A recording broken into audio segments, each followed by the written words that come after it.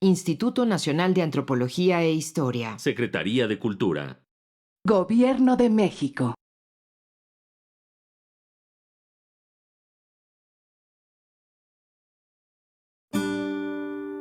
Su sustancia está hecha de evocación, recuerdo, rememoración y de lo que toma del porvenir. Porque es una parte fundamental de nuestra identidad. Somos nuestra memoria. El programa del INA que nos lleva de viva voz con los especialistas. Muy buenos días, esto es Radio INA. La Secretaría de Cultura y el Instituto Nacional de Antropología e Historia los invitan a acompañarnos en una emisión más de nuestra gustada serie Somos nuestra memoria. Yo soy Luis Alberto López Guario, conductor y amigo, y en esta ocasión contamos con la presencia del doctor Salvador Pulido Méndez, quien es investigador del Instituto Nacional de Antropología e Historia desde hace ya cerca de 40 años. Así es. Buenos días, muchas gracias. Salvador, bienvenido a estos micrófonos, y le hemos pedido a el hoy actualmente director de Salvamento Arqueológico, desde hace, ¿qué? ¿10 años? Prácticamente. Estás Así por cumplir 10 años de titular. Sí, en febrero estaremos cumpliendo 10 años al frente de la dirección. Febrero del 23. Próximo año. Uh-huh. Y le pedimos al doctor Salvador Pulido Méndez que abordáramos en esta emisión un tema en concreto que él durante ya mucho tiempo, podríamos decir décadas, ha estado desarrollando y que nos llama la atención para que nuestros seguidores, nuestros escuchas a nivel nacional e internacional tengan conocimiento de esta arqueología que se ha realizado por parte de Salvamento Arqueológico, con muchos salvamentos arqueológicos en Michoacán. El tema que se está abordando es el título que le estamos dando es Arqueólogos del Lago, Costa y Montaña, y esto es por esta gran variedad topográfica, geográfica, paisajística y gastronómica.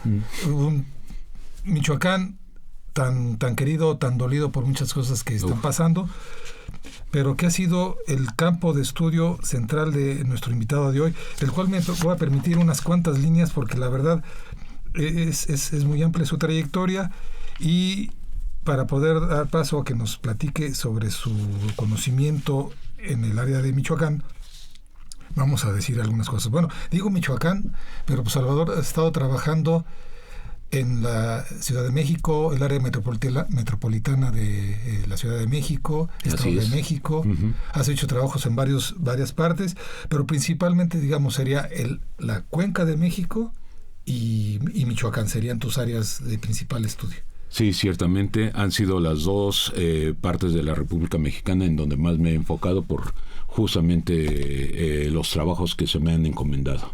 Egresamos juntos de la Escuela Nacional de Antropología e Historia como pasantes en 1982, o sea, también ya estamos cumpliendo 40 años de haber egresado de nuestra querida ENA. Después estuviste cursando la maestría en estudios mesoamericanos en la UNAM. Así es. Para finalmente obtener el doctorado. Digo finalmente en una etapa académica, pero pues igual más adelante continuarás. El doctorado en arqueología otorgado también por nuestra querida ENA. Así es, ciertamente. Entonces ya has estado trabajando en muchísimas partes y en muchos salvamentos, principalmente en las dos áreas que has trabajado. Y para nuestros escuchas, nuestros seguidores, el doctor Salvador Pulido Méndez tiene publicado más de 30 textos de carácter científico, principalmente con el INA. Y vuelvo a la ENA porque no es nuestra alma mater, donde también estuviste dando cursos por varios años.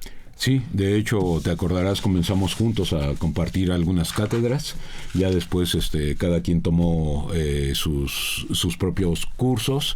Y bueno, a partir de 82 que salimos, estuvimos en la ENA dando algunas clases, ¿no? Arqueología general, teoría socioeconómica. Así es. De esas materias que se imparten en la escuela. Y pues, se impartían. Bueno, pues sí, porque ya se han modificado los planes de estudio. Pero tú empiezas a trabajar en salvamento desde pues casi cuando eras estudiante, y es el caso de varios de nosotros que estamos todavía con el privilegio de estar en el INA. Y de estos trabajos me gustaría empezar por uno que tú participaste cuando recién habíamos salido de la escuela.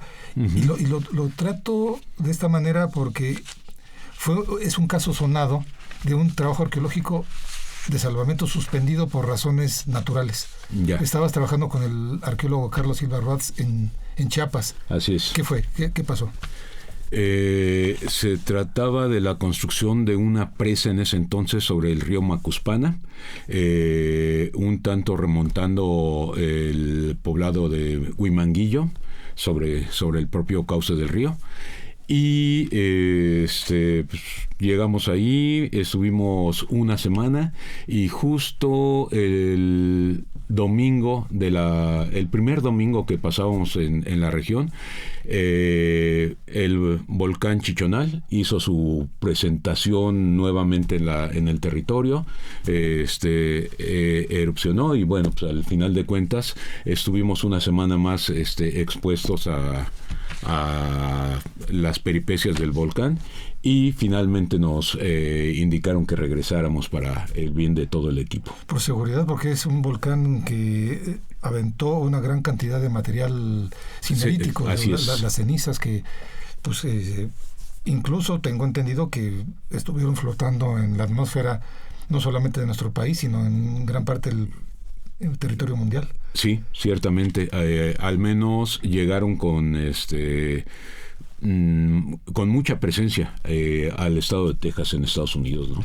Y esta razón de la erupción del Chichonal que ponía en riesgo a los habitantes y en el caso concreto del personal del instituto, uh-huh, en 1982, que es cuando hizo erupción el Chichonal, los llevó a todo el equipo a irse a trabajar a Michoacán y allá nos encontramos. Nosotros trabajando en otro lado y ustedes coincidimos allá. Así es. De hecho, a buena parte del equipo que estábamos trabajando en Chiapas en ese momento, finalmente se nos ofreció la oportunidad de ir a Michoacán.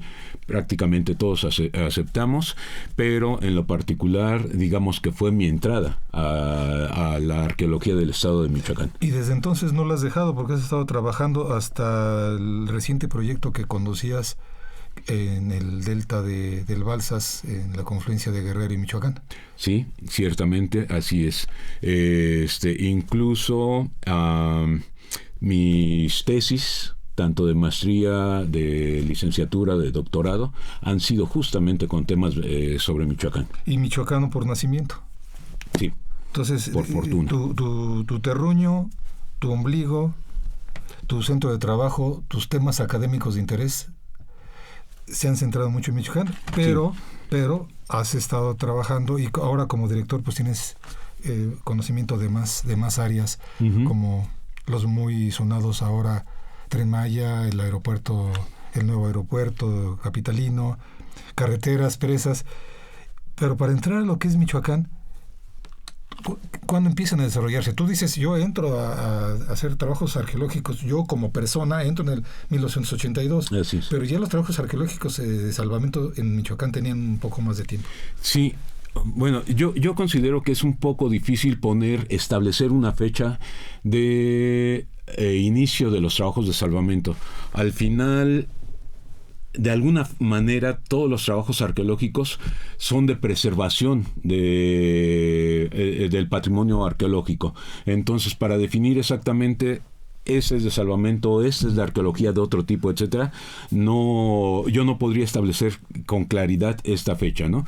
Los trabajos primeros, por ejemplo, que se realizaron en Michoacán fueron los de la recuperación de unas esculturas en Iguazio, un chacmol, 2 chacmoles me parece, y algunos coyotes, hombres coyotes. Perdón que interrumpa. ¿Qué es un chacmol?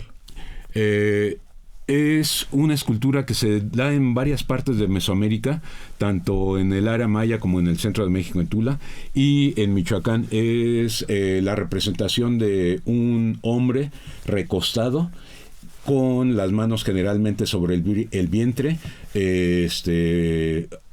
cargando una vasija en donde aparentemente se hacían depósitos de alguna ofrenda. Ok, perdón. No hay cuidado. Bueno, entonces me parece que esta acción fue una de las primeras actividades de arqueología en la región de Michoacán, y esto sucedió hacia finales del siglo XIX, principios del siglo XX, a cargo de Nicolás León. Es decir, desde entonces podríamos quizás hablar de una arqueología de salvamento en Michoacán. Sin embargo, si somos más, más detallados, más ortodoxos en cuanto a la terminología, quizás el primer trabajo de arqueología de salvamento haya sido realizado por Eduardo Noguera hacia 1938 en las inmediaciones de la ciudad de Jacona, en El Opeño, rescatando unas tumbas, unas muy muy famosas tumbas que se llaman así justamente de la cultura del Opeño, en el Cerro Curutarán. Digamos que entonces la arqueología, como dices, en términos ortodoxos, clásicos, con lo que es la definición de la intervención con motivos de alguna afectación, ya sea natural o por agentes humanos, por una obra, es contemporánea. La arqueología de salvamento en Michoacán es contemporánea a la creación del INAH. Entonces, estamos hablando de cerca de 80 años de trabajo. Exactamente. De hecho, parte de toda la arqueología de Michoacán coincide justamente con el nacimiento del instituto, con la generación de algunas entidades del propio instituto, y esto obligó a hacer investigaciones, exploraciones, excavaciones en Michoacán. Uno de los casos más claros es la generación del Museo Nacional de Antropología actual. Obligó a hacer algunos reconocimientos en el área de Michoacán y a definir algunas áreas del propio estado que prácticamente no estaban investigadas. ¿El doctor Piñachán intervino en esos estudios? Sí, Piñachán, pero también estuvieron algunos otros investigadores, entre ellos Arturo Oliveros, el doctor Lidbach y otros que se me escapa ahorita su nombre. Para que se inaugurara el Museo Nacional de Antropología con su hermano, el Museo Nacional de Historia, en el 64, en la época de López Mateos. Exactamente. Del presidente López Mateos. ¿Tú en cuáles salvamentos arqueológicos has intervenido? Pues para no salirnos del estado de Michoacán, digamos que desde 1982, recién egresado de la escuela, tuve la oportunidad de trabajar, como platicábamos hace un momento, en el gasoducto Lázaro Cárdenas Salamanca, básicamente en el tramo Cuitzeo Pátzcuaro. Fue mi primer trabajo ya formal en Michoacán, y después de te acordarás, cuando tú eras director de salvamento arqueológico, me hiciste favor de enviarme a la carretera México-Guadalajara, que pasa por el norte de Michoacán, parte del Arco Norte de la Ciudad de México, y después de ese trabajo se desprendieron otras carreteras, la Morelia-Lázaro Cárdenas y algunos de sus ramales, por ejemplo, Cuatro Caminos a Patzingán. Posteriormente a estos trabajos trabajamos, y más que posteriormente, colateralmente, trabajamos una presa en la Tierra Caliente de Michoacán, por ahí por Cuatro Caminos. La presa se llama Francisco J. Mújica. Esto se hizo hacia finales de los años 90, principios del 2000, y al final me dio la oportunidad también de generar un proyecto de investigación ya para el área de Lázaro Cárdenas.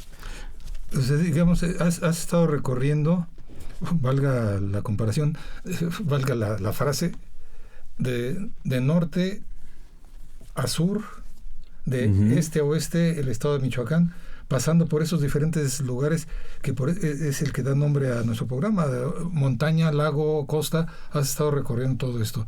Algo que recuerdes que te haya impactado, ya no como arqueólogo, sino como persona en todos estos cerca de 40 años de trabajar la arqueología de salvamento en Michoacán. Ya, claro. Que tengas presente. Sí, son muchas cosas, pues, ¿no? Y es una situación que a lo largo de los tiempos van cambiando. Yo recuerdo que cuando las primeras ocasiones que trabajamos por allá, hacíamos recorridos, la gente era muy abierta, muy amable, se sentía uno muy bien en el campo, se sentía uno arropado por toda esta gente que conocías, con la que platicabas, etcétera.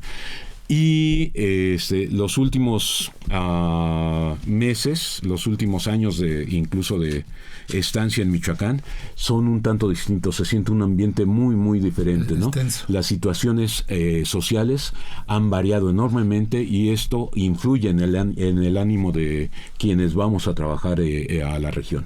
En un libro de próxima edición, espero que muy en breve, que ahora tengo el placer de coordinar, que se llama Bitácoras Privadas 2, el doctor Salvador Pulido nos incluyó un par de historias, y una de ellas es que se llama Los bollos y el horno y los bollos. Así es. Y es sobre esta tensión social que se ha vivido, y pues que como seres humanos, o sea, como arqueólogo uno tiene que desarrollar su labor. Desde luego. Pero la situación como ser humano afecta tanto, impacta tanto en las relaciones personales con el resto de la comunidad, y también pues es el propio riesgo como persona, ¿no? Es una situación, si me permites, animal. Eso es una reacción de conservarse. Totalmente, sí, ciertamente. Al final de cuentas, uno, por más arqueólogo que sea, por más grados que tengas, etcétera, siempre estás expuesto como persona a cualquier vicisitud. Entonces, no dejas de estar en un ambiente, en un paisaje, en donde te afecta todo lo que ocurre en tu entorno, ¿no? Ojalá tengamos la oportunidad más adelante de, o sea, que se conozca y lean las historias, pero en particular las que escribió nuestro invitado de hoy. Pero todo este esfuerzo que se realiza, todo esto de hacer este tipo de trabajos, ¿por qué tiene que andar el personal y el Instituto Nacional de Antropología e Historia haciendo esas cosas? O sea, ¿qué es eso de los salvamentos arqueológicos? Ok. Tenemos quienes practicamos esta arqueología, obviamente, cada uno de nosotros su propia imagen del salvamento arqueológico, su propia definición de salvamento arqueológico. En mi caso, yo estimo que la arqueología de salvamento arqueológico es una manera de conjugar las necesidades actuales de nuestra población, de nuestra sociedad, con la preservación de los vestigios del pasado. Siempre tendremos necesidad de adaptar lo que ya no nos sirve, lo que ya nos resulta obsoleto, en beneficio de una mejor calidad de vida. En ese sentido, cualquier construcción, cualquier obra implica riesgos a la permanencia del patrimonio arqueológico, en sí del patrimonio cultural. Entonces, el salvamento arqueológico, desde mi punto de vista, es una actividad arqueológica, parte de la disciplina arqueológica que te permite hacer investigaciones arqueológicas, obviamente, de recuperación de datos, de vestigios arqueológicos, de protección de este patrimonio y de ir adecuando el paisaje que estás viviendo en la actualidad con las formas culturales que aún se encuentran en el subsuelo. Creo que ese es el motivo de la presencia de salvamento arqueológico, y en México, por alguna razón, y creo que por fortuna, se considera a los vestigios arqueológicos como una parte fundamental del ser mexicano. En este sentido, los vestigios, propiedad de la nación, forman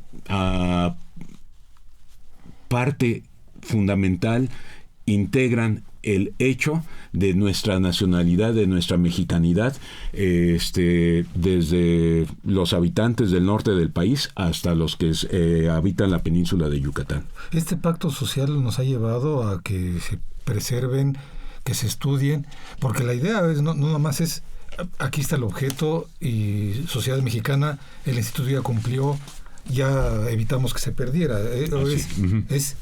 Tiene que llegar alguien como un Salvador Pulido, como la gran cantidad de grandes investigadores que tiene el instituto, no nada más en el ámbito arqueológico, para decir qué significa este objeto. Es, digamos, vamos a decir, como si fuera una frase, vamos a decir no al saqueo, no al coleccionismo, no a la pérdida de ese patrimonio, porque como dices, pues es parte de nuestra herencia. El pacto social nos lleva a eso. Así es. Porque además son bienes que no se pueden recuperar. Sí, vaya, pues una cuestión es el objeto en sí, que puede ser muy bonito, que puede ser una obra de arte, y muchas piezas en realidad lo son. Se pueden comparar con obras de arte de otros países, de muchas otras etapas, pero pueden ser obras de arte. Sin embargo, creo que el significado y el interés de la arqueología no es solamente la pieza en sí, sino es explicar cuál es el significado de la pieza dentro de un contexto, dentro de un ámbito social. Creo que ese es el verdadero valor que le da la arqueología a un objeto cualquiera, a un objeto de arte incluso, tu teléfono celular que tienes aquí en tu bolsillo, tu pluma que tienes ahí en tu bolsillo, tus anteojos, en una tumba maya, en una tumba de Tiro michoacana, pues nada más nos van a cambiar toda la historia de la humanidad. Exactamente. Es un objeto dentro de un momento determinado. Así es. Sí, la presencia de un objeto en un determinado lugar, enfocándolo, digamos que justamente de acuerdo con ciertos conocimientos, te puede dar una muy enorme, muy diversa explicación de qué es lo que sucedió en ese sitio. Para entrar así en concreto a lo que es Michoacán, en general, para digamos lo que es el colectivo, Michoacán son tarascos. Tú me dirás si a lo mejor se resulta ofensivo. Carnitas, paletas, paisajes, los lagos, así es, el trabajo de cobre, cestería. O sea, mucho Michoacán son las artesanías. Pero para llegar a eso, y bueno, y Tatabasco y toda la tradición del virreinato para acá, Quiroga, Sinsunzan, los charales, el pescado blanco, que también has mencionado en las crónicas de los mexica, que le traían pescado blanco al gran Tlatuani para que lo degustara entre sus 300 platillos diarios. Bueno, todo eso es muy bonito, pero para llegar a ese Vasco de Quiroga, para llegar a ese trabajo de cobre, a esa cestería y a esas carnitas, no había en la época prehispánica porque pues no teníamos marranitos. Para llegar a eso hay otras cosas que también son conocidas de Michoacán, como son las tumbas de Tiro. Pero principalmente para la época prehispánica estamos hablando de tarascos. Pero hay más que tarascos. Sí, claro que sí. Quizás por cuestiones de síntesis, a todos nosotros nos enseñaron que así como para el centro de México los mexicas es el grupo fundamental, para Michoacán el grupo prácticamente único fueron los tarascos. Pero esto no corresponde exactamente a una realidad. Los tarascos fueron uno de los últimos grupos, digamos, grupo dominante para la última época antes de la llegada de los europeos a la región. Pero antes que ellos hubo muchísima gente habitando lo que ahora es el estado de Michoacán, y estas formaron diferentes sociedades. Justo, por ejemplo, en el Opeño hubo una sociedad que la conocemos con ese nombre, pero no sabemos cuál era su nombre, el nombre que ellos mismos se daban, con el que ellos mismos se conocían, ¿no? Chupícuaro es otro caso que no está exactamente en Michoacán, pero sí ¿no? Es al ladito en Guanajuato, pero se extienden en cierta medida hacia Michoacán. Tampoco sabemos cómo se llamaban, y de este grupo, por ejemplo, sabemos que tiene relaciones y muy cercanas con varios sitios de la Cuenca de México, entre ellos Cuicuilco y posteriormente con Teotihuacán. Es decir, era un grupo no marginal, era un grupo principal que se estableció en Guanajuato, en el sur de Guanajuato y en Michoacán. Luego de estos grupos hubo algunos que incluso tuvieron mucha relación, mucho contacto con el propio Teotihuacán. En la costa de Michoacán, por ejemplo, tenemos evidencias palpables en objetos arqueológicos, figurillas, etcétera, que nos muestran relaciones con Teotihuacán. De hecho, en la zona costera no se tienen yacimientos de obsidiana, y tenemos grandes cantidades, grandes volúmenes de obsidiana que llegó de alguna parte fuera de la región. Incluso algunas parece llegaron desde la Sierra de las Navajas. Entonces esto nos habla de la existencia de sociedades con conexiones, con grupos lejanos que habitaron la región mucho antes que los propios tarascos. Incluso, los tarascos llegaron a dominar a grupos previamente establecidos, entre ellos grupos nahuas y también grupos de su propia etnia que habían llegado antes. Entonces, tenemos una secuencia ocupacional muy amplia que nos hace falta todavía conocer con detenimiento. Es como dices, ¿no? Es una necesidad incluso humana de sintetizar, de poner una imagen como el charro mexicano a nivel mundial, pues ese es México, ¿no? Y el tequila. Así es. Entonces son como... Y el mariachi. El mariachi. Es como necesidad de sintetizar.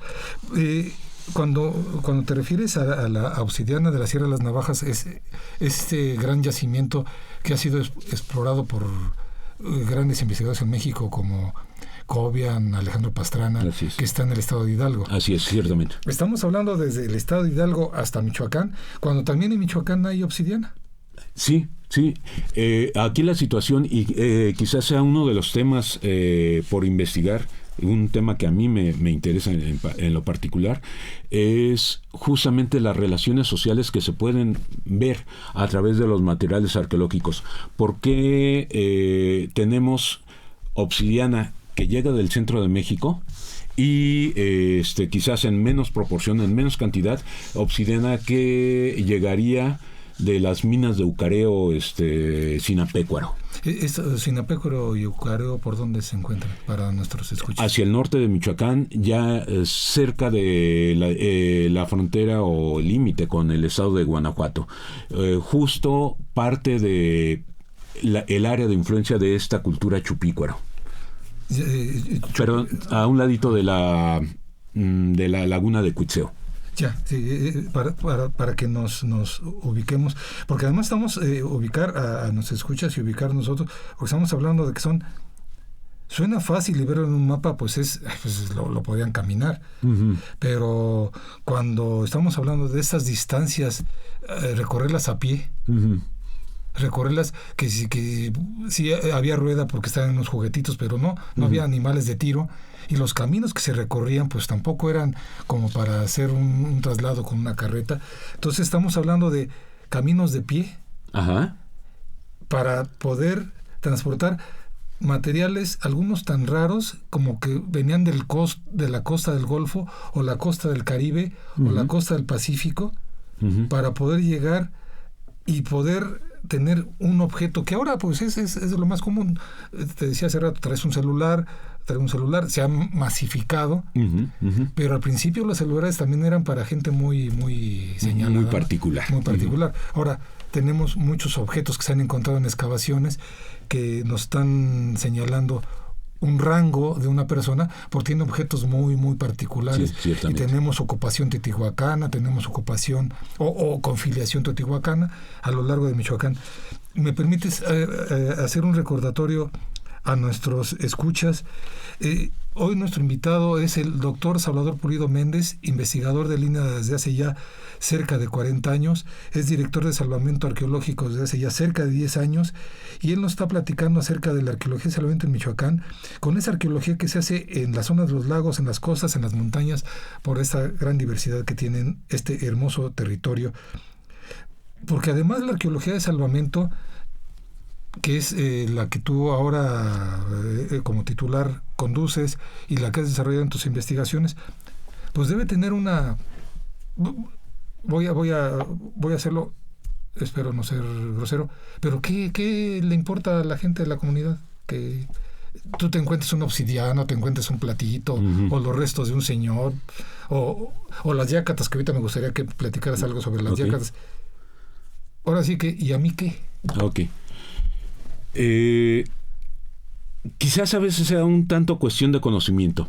Muchas ocasiones la gente vive al lado de un yacimiento arqueológico, y para ellos en principio son simples cerritos, si es que hay montículos o hay tepalcates o hay monitos, como suelen decirle a las esculturillas de barro, y viven con eso. Cuando nosotros llegamos a hacer una investigación, empezamos a dialogar con estas personas, a platicar de lo que significa, de lo que representan todas estos bienes, su visión empieza a cambiar. De hecho, suele ocurrir, no solamente a nosotros, prácticamente a todos los arqueólogos, que una vez que las comunidades entienden el significado, la representación que esto implica, es común que nos indiquen que pretenden dejar esta zona arqueológica como un bien propio de la comunidad, como algo que ellos mismos pueden mostrar, que se enorgullecen incluso de tenerlo allí, y que lo hacen de forma particular, un bien preciado para ellos, pues, ¿no? Entonces, por eso decía, quizás sea un tanto de conocimiento, un tanto de inducir a la valoración de estos objetos, el hecho de que cambie la forma de visión de los propios objetos hacia las comunidades, ¿no? O para los integrantes de la comunidad, mejor dicho. Investigadores en el INAH con plaza, somos nosotros un par de privilegiados. Así es. Y con otros 800 y tantos más. Más varios contratados a los que se les desea mejores condiciones. Desde luego. Con cerca de un personal en el instituto de cerca de 4,000, no tengo el número preciso, pero vamos a aventurar los 4,000, 4,500. Para una cantidad tan grande y valga la expresión, ingente, creciente de evidencias arqueológicas, históricas, es una labor, podremos decir, titánica, que requiere pues también recursos, requiere capacitación, pero requiere lo que estabas diciendo, pues involucrar, porque pues, exacto. ¿Cuántas son las zonas arqueológicas abiertas al público? 200 prácticamente. ¿Y tenemos 350 arqueólogos? Nos quedarían 150 para los demás. ¿No? ¿Y cuántos arqueólogos hay en el Tren Maya? 260. ¿Y cuántos hubo en el aeropuerto? 60. Entonces estamos hablando que es una necesidad de involucrar a la comunidad para que vean que esta cosa es parte de su patrimonio, ¿no? Entonces es una labor muy, muy fuerte, y en ese sentido, por eso, si me permiten un paréntesis, dentro de la entrevista que estamos haciendo al doctor Salvador Pulido Méndez, voy a decir algo muy personal. A mí me parece fundamental la labor de Radio INAH, porque es la voz del instituto. Es la voz del instituto para que nos diga a todos, y principalmente a los que no están dentro del INAH, la relevancia de lo que es este arcón, este archivo social que es todo nuestro pasado, ¿no? Claro. Yo considero que somos parte de una institución fundamental para el Estado mexicano, para la sociedad mexicana, y tenemos desde luego, un gran privilegio, pero también tenemos muchas obligaciones. Entre ellas, justamente, la difusión de todos estos trabajos que hacemos. Qué bueno que existe Radio INA. Qué bueno que el instituto también se está abocando a las redes digitales, etcétera. Son formas de socializar los conocimientos que hemos acumulado a través de los años. Me parece fundamental hacerlo de esta manera y dar a conocer la inmensa cantidad de trabajos que se hacen en el instituto. Sí, para precisar, nos queda, o sea, vamos a tratar de aprovechar esos minutos. Disculpen porque me he desviado, he andado aquí para allá con algunas cosas, pero para poder centrar y hablar en concreto de cosas arqueológicas de Michoacán, te voy a hacer así preguntas como medio ráfaga y tú nos vas diciendo, ¿qué es eso de las tumbas de tiro? Porque Michoacán es conocido porque tiene tumbas de tiro. ¿Qué es eso? Digamos, Michoacán es conocido marginalmente porque tiene tumbas de tiro. Más bien las tumbas de tiro se desarrollan en Jalisco, en Nayarit y en Colima, ¿no? Sobre todo. Las tumbas de tiro son una forma de inhumación de personajes de cierto nivel social que implican la excavación en suelos firmes de digamos un tubo vertical, que sería el tiro. ¿Como si fuera una chimenea? Como si fuese una chimenea, el tiro de una chimenea justamente, y termina en 1, 2 o hasta 4 incluso cámaras en donde se deposita el cuerpo de los difuntos. ¿De una sola vez? O sea, entierran a alguien y ya se cerró y ya está. No necesariamente, al menos en Michoacán tenemos evidencias de que se enterraron en una ocasión y posteriormente se removió al primer difunto y enterraron nuevamente, o más bien enterraron en su oportunidad a otra persona.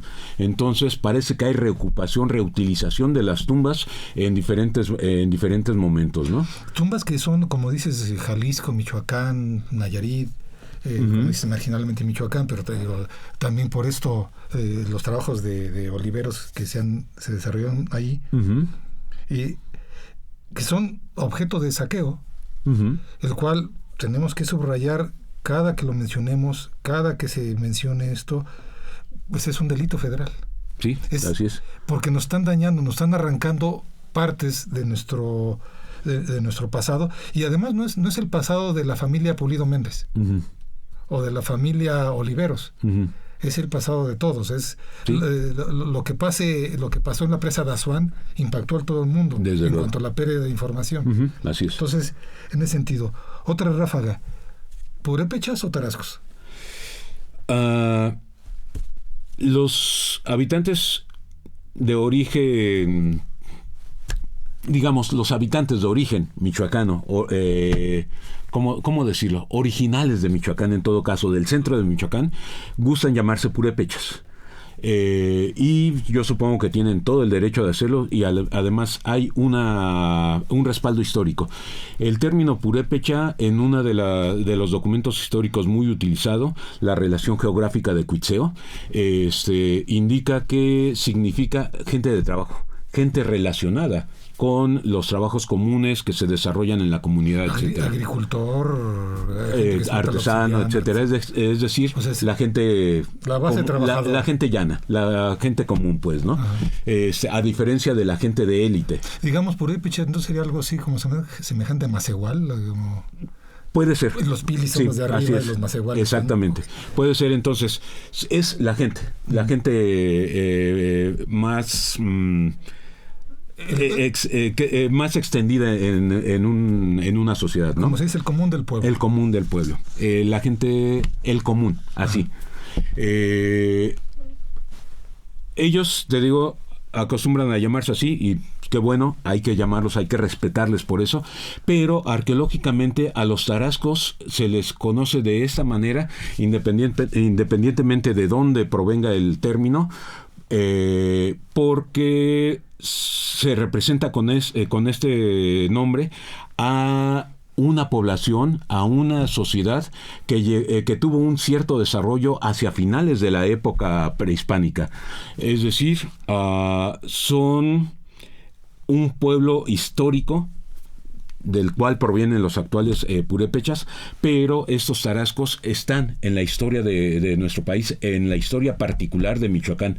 Es este pueblo que llegó a la región hacia 1250, 1350, por allá así, y se encontró con los españoles en 1522 en su propio territorio.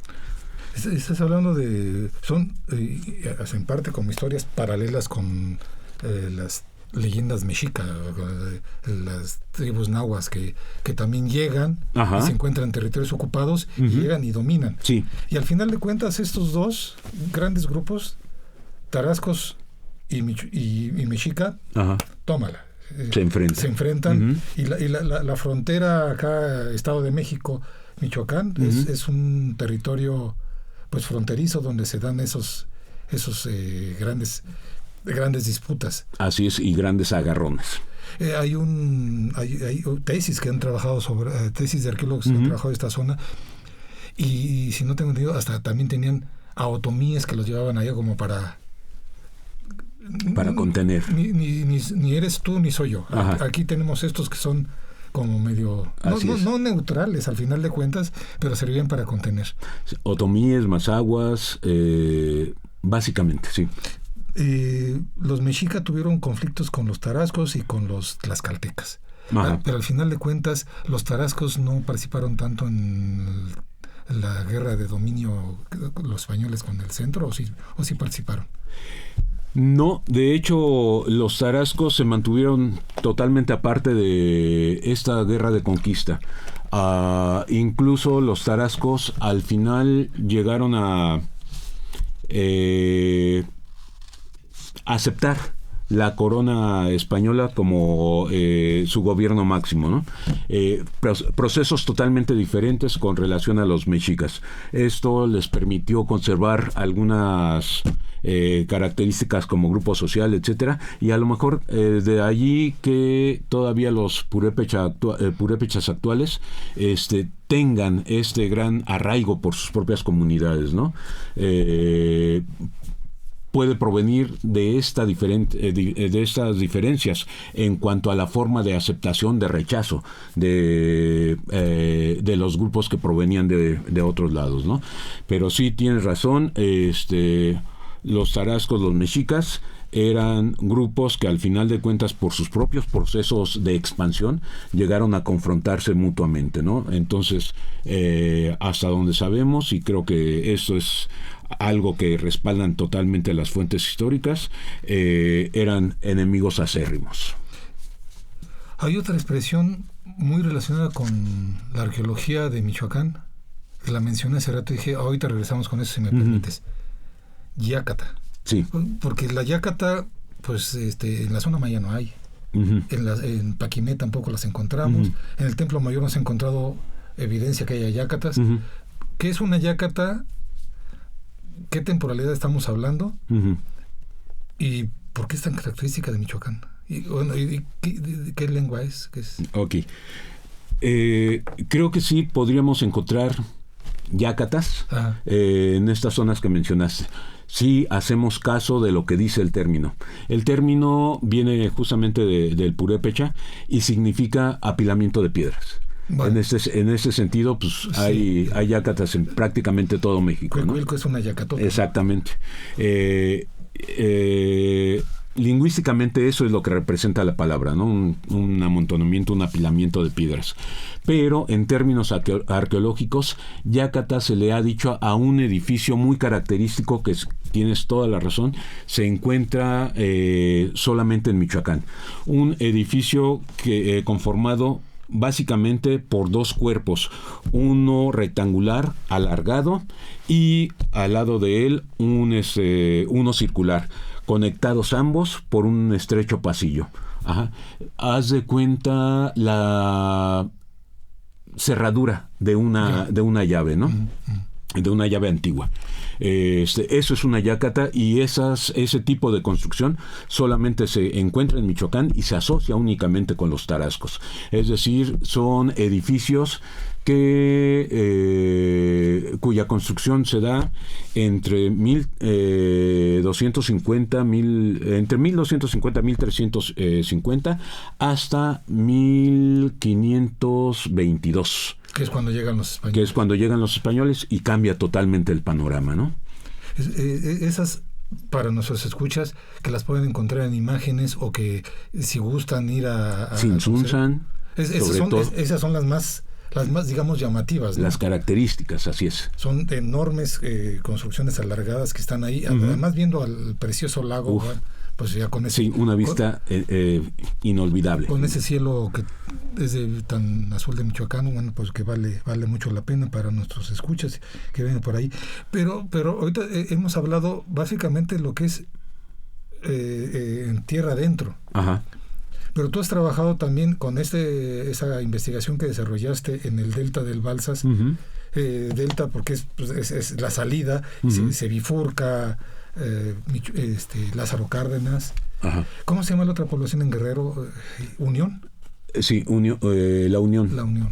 Sí, así es. En donde desemboca el Balsas. Tú has trabajado, digamos, también esa zona. También como Ráfaga. En síntesis, ¿es lo mismo? ¿Los mismos habitantes viven igual los de la costa que los de la pasando la montaña? Sí.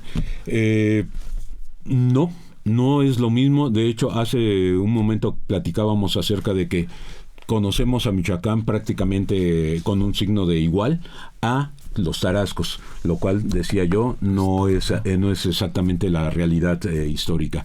Uno de los grupos que habitaron en época prehispánica lo que hoy es el estado de Michoacán, se encuentra justamente en la costa y es absolutamente distinto de los tarascos. No son tarascos. Cabe la posibilidad, de acuerdo con las fuentes históricas, de que hayan sido alguna vez conquistados por los tarascos, pero al parecer rápido se libraron de ese yugo y siguieron viviendo su vida autónoma. Tienen aspectos arqueológicos totalmente distintos. No hay yácatas, son otros tipos de edificio. Sus cerámicas son absolutamente distintas a las del centro de Michoacán.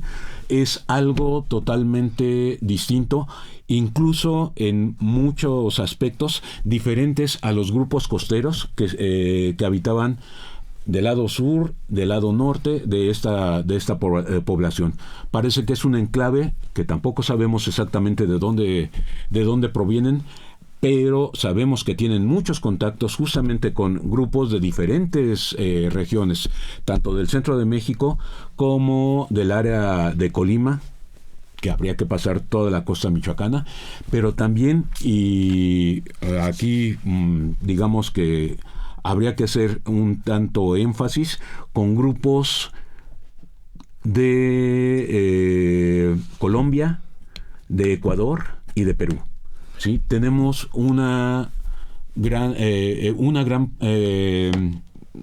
cantidad de vestigios arqueológicos que representan estos contactos con Sudamérica. Entonces son grupos totalmente distintos, no son tarascos, parece que provienen de tronco lingüístico náhuatl, pero entonces esto implica una muy diferente forma de vida dentro del propio estado de Michoacán, que al final de cuentas pues, no todos tienen por qué ser tarascos, ¿no? Pero es muy curioso, y te lo digo así desde afuera. Esto lo hemos platicado. Tuve oportunidad de leer tu tesis doctoral que habla sobre esto. Es lo que tú mencionas, el norte y al sur, hacia lo que es Ixtapas y Guatanejo, lo que es la costa grande, costa chica de Guerrero, lo que es hacia Lázaro Cárdenas, Michoacán, Jalisco, hasta Nayarit, Sinaloa. Resulta muy, muy atractivo. Y no lo digo como arqueólogo, lo digo como un ser humano. Si tienes que subir la sierra y tienes que pasar tierra caliente, pero al final de cuentas el esfuerzo es menor que te implicaría viajar por toda la costa para llegar a Sudamérica. Sí, así es. O sea, son cantidad de energía y aplicada para poder establecer y traerte productos de Sudamérica hacia acá o de aquí hacia allá. Se habla hasta de intercambio de bienes. políticamente a lo mejor no es correcto lo que voy a decir, pero hasta la mujer era un bien. Se intercambiaban mujeres, se intercambiaban obsidianas, pedernal, conchas. La misma, otra característica de la arqueología de Michoacán es el uso del cobre como un objeto más o menos común. Y de cambio. Así es. Y eso está muy desarrollado en Sudamérica. Así es, sí.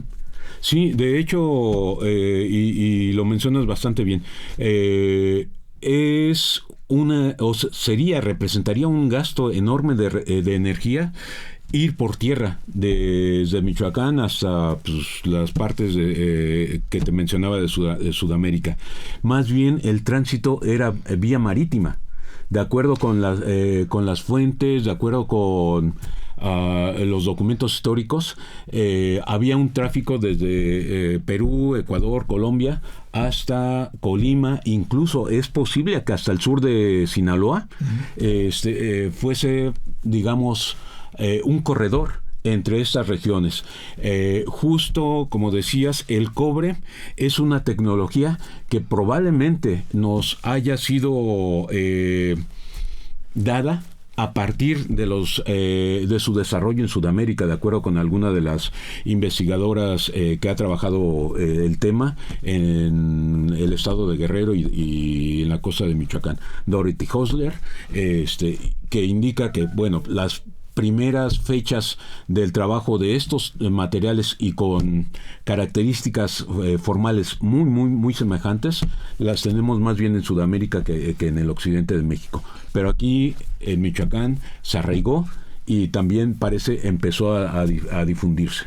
Navegación. Había barcos, había lanchas. Desafortunadamente en el registro arqueológico no tenemos mucha presencia de indicadores de navegación. Alguno de los compañeros de nuestra generación tiene unas piedras que se utilizaban en el buceo para extraer conchas, esto en Nayarit, que son semejantes a piedras que se utilizaban para el mismo para el mismo objetivo en Perú, en Colombia.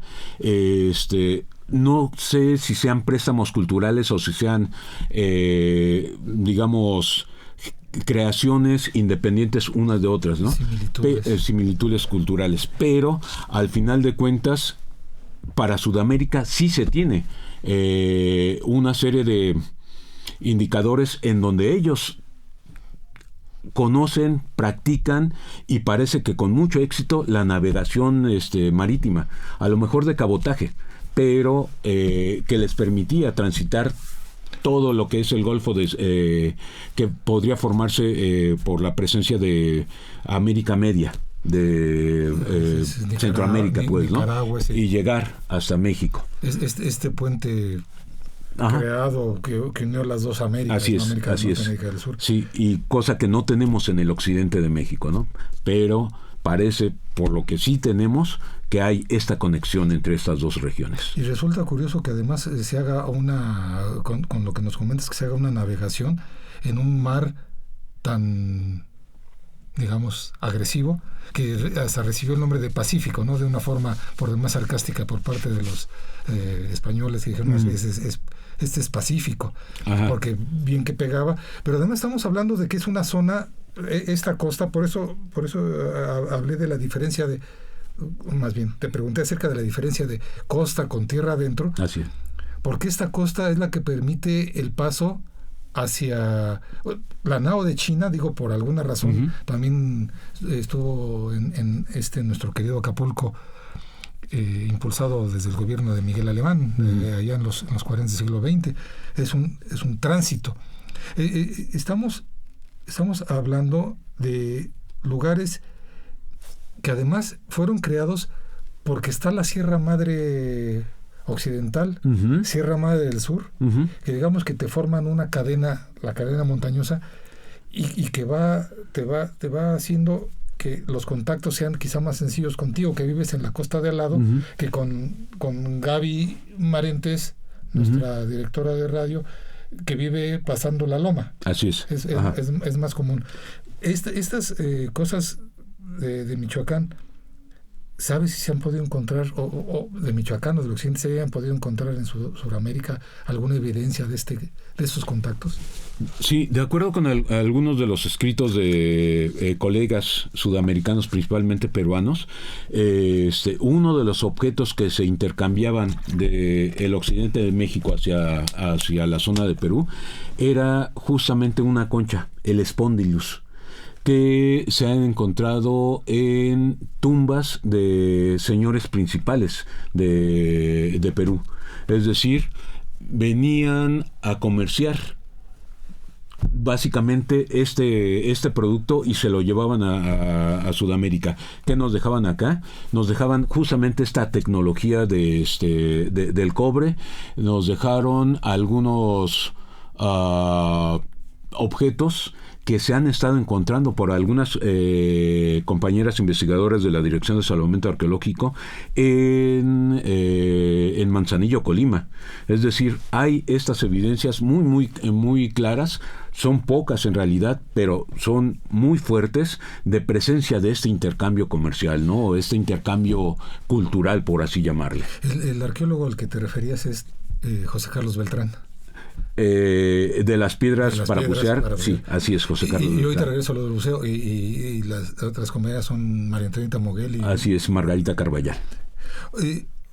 Ahorita que mencionabas esto del Spondylus, porque ha sido muy señalado en esos seminarios en que hemos participado, no están a flor de tierra, no, o sea, se tienen que meter. Así es. Y el buceo implica una capacitación, sí, una resistencia, y que, para mencionar otro investigador también muy querido y reconocido en el instituto, Jorge Arturo Talavera, han encontrado que pues se atrofia. Sí. Se encuentran daños en lo que se llama el yunque, el martillo, esos huesecillos que tenemos acá en el interior, porque al momento de que te metes a bucear, pues hay un cambio de presión. Así es.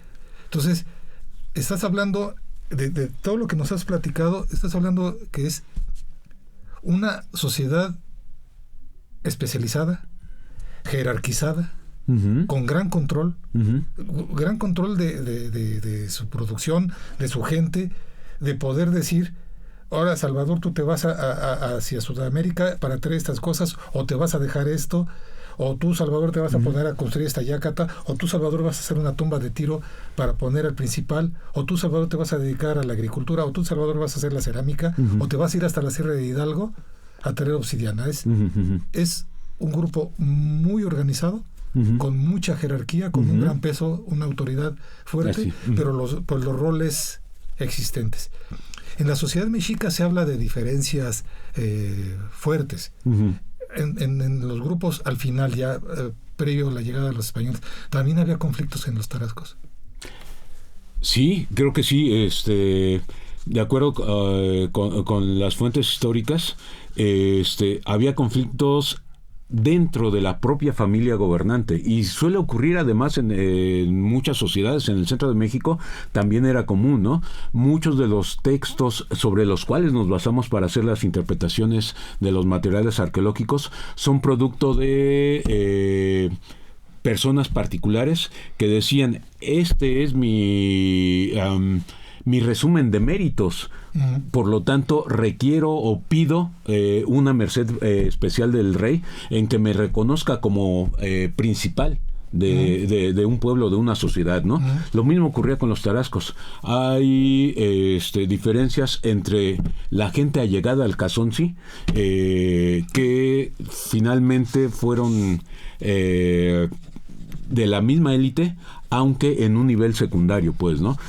Al final querían el poder, el primer puesto de la sociedad, y pues luchaban por él, ¿no? Esto hace finalmente una diferencia, la existencia de pugnas al interior de la propia sociedad. Que en la vida diaria pues estaban presentando y implicaban roces y desgaste. Así ¿Qué es un Cazonci? El Cazonci es el gobernante máximo de los tarascos, es decir, el similar al Güey Tlatoani de los mexicas. El Güey Tlatoani, que es Güey, es lo más grande, es el que habla el que habla por los demás, ¿no? Digamos, el rey, o en palabras coloquiales, el mero mero de Michoacán, ¿no? Podríamos decirlo así, ciertamente. Es el que mandaba, pero también tenía sus raspones, y se heredaba. Sí, era heredado de padre básicamente a hijo o a sobrino, depende de si había descendencia o no, pero era siempre la misma familia, desde luego. Y con relaciones matrimoniales que fortalecían también al grupo, ¿no? Sí, supongo que sí, aunque esto no está registrado dentro de las fuentes y no parece ser, desde luego, un esquema muy semejante al de Europa, pero sí debe tener alguna forma de acercamiento a la forma a la manera en que se pasaba, digamos, el lustre de las familias de una persona a otra, ¿no? Estamos llegando al final, El Salvador, al final de la emisión, y antes de agradecer tu presencia, tus palabras, me gustaría, si a nuestros escuchas nos puedes recomendar 2, 3 textos y algunos lugares para que la gente vaya y lo visite, para que conozca estos hermosos lugares en el gran territorio michoacano. Sí, claro que sí. No soy guía de turistas, pero desde luego que me encanta Michoacán y es muy recomendable el que se pase por allí con los cuidados que se debe tener en estas circunstancias, pero hay lugares bellísimos. Entre ellos, en términos arqueológicos, diría Tzintzuntzan, Tingambato. Ah, qué hermoso es Tingambato. Guandacareo, sí, rodeado de aguacates, es un paisaje muy, muy agradable, muy fresco, ¿no? Y Guandacareo, al ladito de la laguna de Cuitzeo, con una vista espectacular también de la laguna, ¿no? Serían 3 lugares visitables en términos arqueológicos, muy, muy, muy impresionantes por su belleza también, ¿no? Y ya que están por ahí, pues también, si me permiten la recomendación, meto mi cucharota, vayan al convento de Cuitzeo. Sí, desde luego, al convento de Santa María Magdalena de Cuitzeo. Se come riquísimo ahí a un lado del convento. Hay unos guisos, la negra, la morena, no me acuerdo cómo le decían a la señora, pero que guisaba delicioso. Ya, ajá. Y bueno, en cuanto a lecturas, un buen resumen de la arqueología de Michoacán viene en el libro de un historiador, no de un arqueólogo, de los recientes, pues, ¿no? Rodrigo Martínez Barax, Convivencia y Utopía, el gobierno indio y español de la ciudad de Michoacán, 1521-1580, editado por el Fondo de Cultura Económica. La mayor parte es sobre cuestiones históricas, pero los antecedentes arqueológicos son muy, muy, muy buenos, ¿no?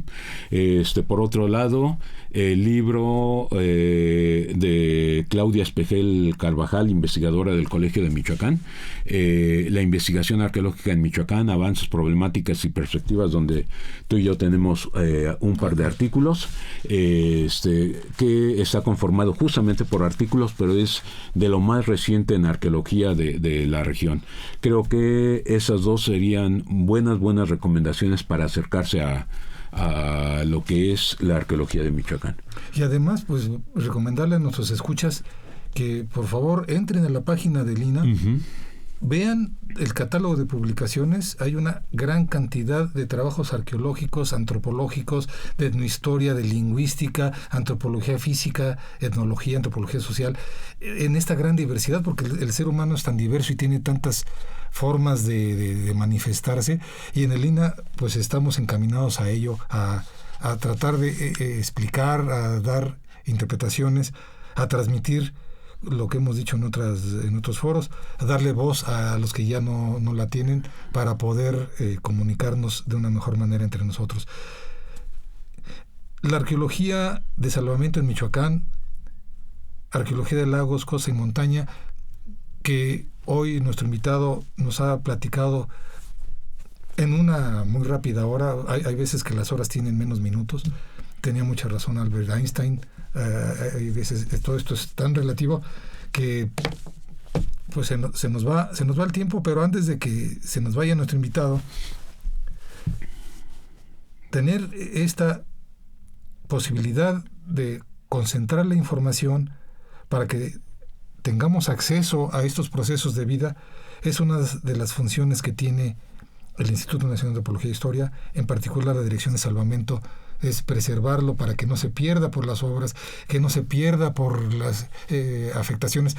Michoacán está en una zona sísmica, igual que gran parte del país. Los ¿cómo se llaman estos? Los huracanes, los ciclones, los temporales. Las erupciones. Así es. Estamos en una zona de riesgo, y con todos esos trabajos como los que nos ha presentado nuestro invitado de hoy, tenemos la oportunidad de conocer.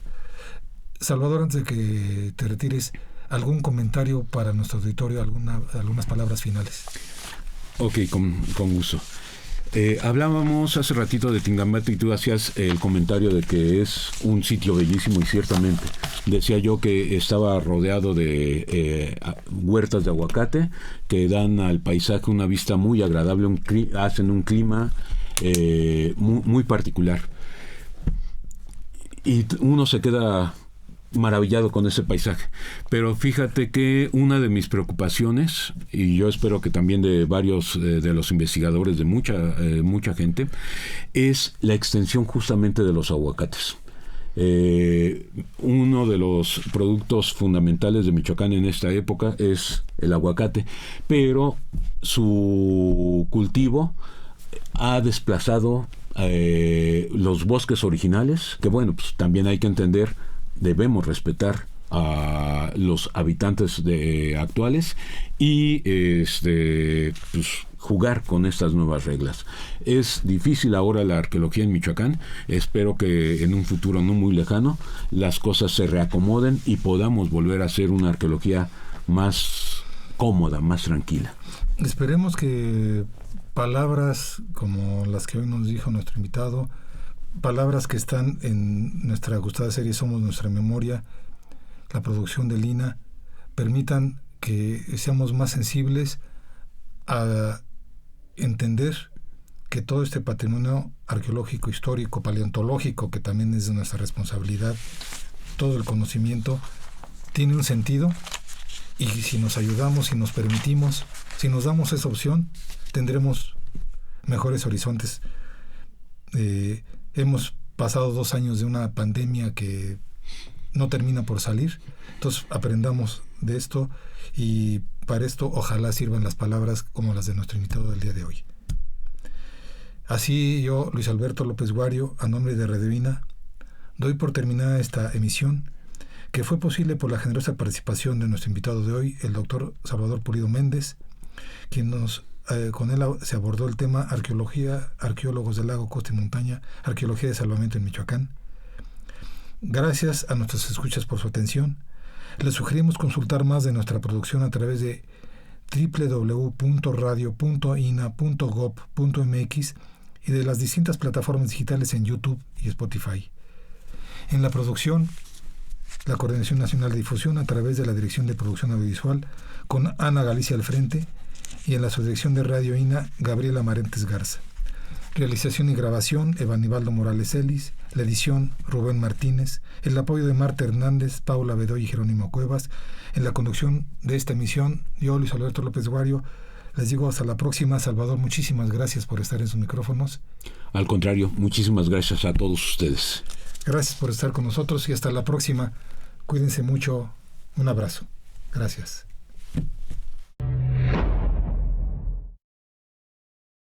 Las opiniones y comentarios aquí expresados son de entera responsabilidad de quienes proporcionan la información y no representan necesariamente las opiniones de Radio INA ni comprometen el pensamiento editorial del Instituto Nacional de Antropología e Historia. Instituto Nacional de Antropología e Historia. Secretaría de Cultura. Gobierno de México.